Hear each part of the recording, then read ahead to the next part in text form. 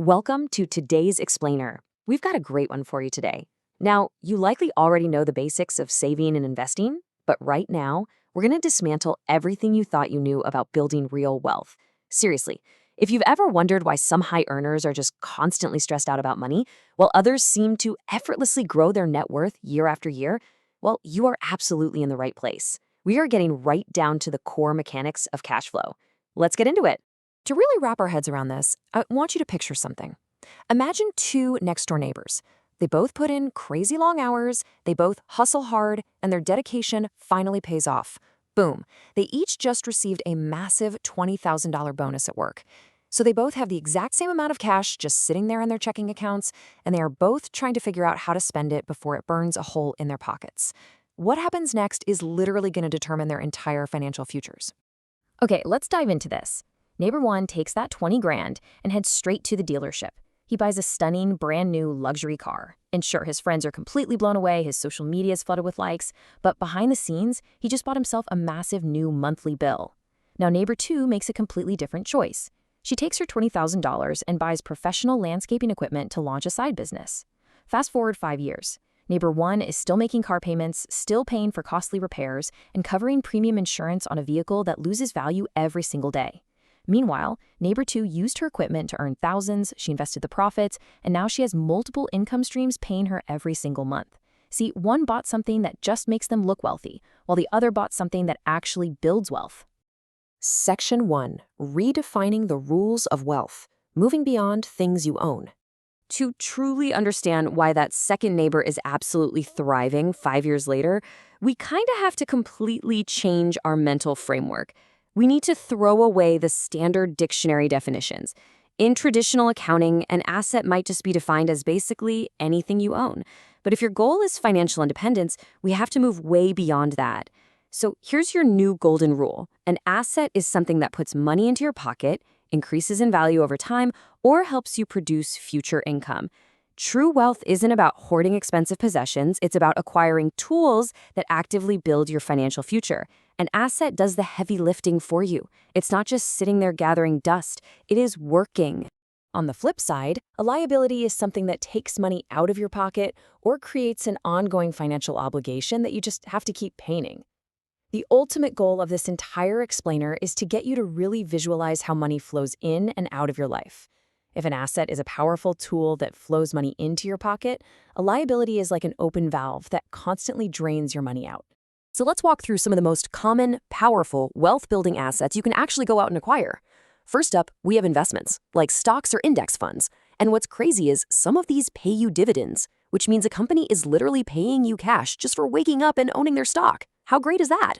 Then there's rental property, which can grow in overall value while someone else is paying you monthly rent. Next, a small business. Whether it's a local bakery or a specialized tutoring service, it can continue earning money even when you aren't working every single hour of the day. And finally, digital products, like ebooks, online courses, or software. You put in the hard work to make them exactly once, and they can just keep selling and generating cash for years.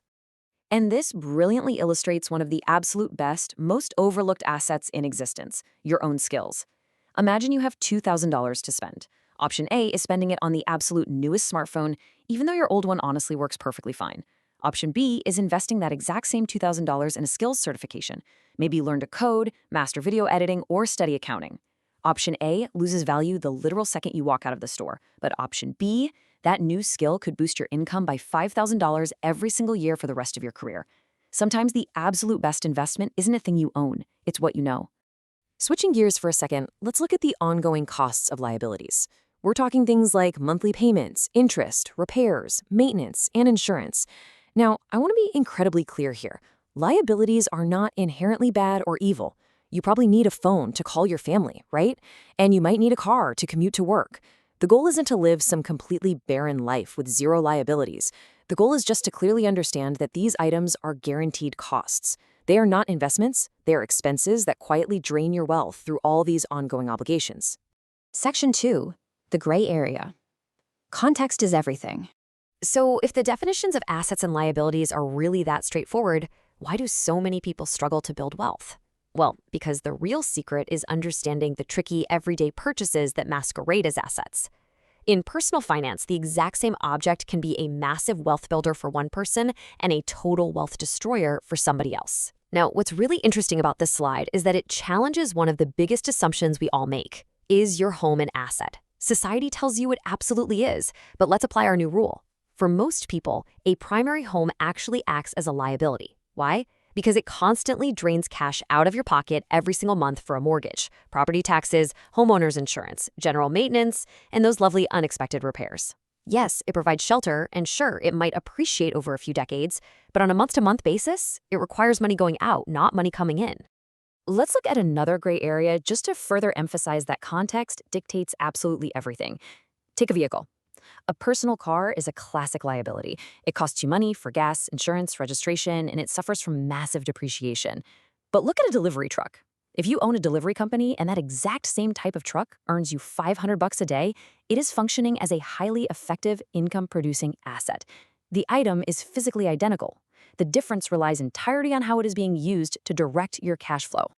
So, you might be wondering, how do we take a traditional liability, like that primary home we just talked about, and force it to become an asset?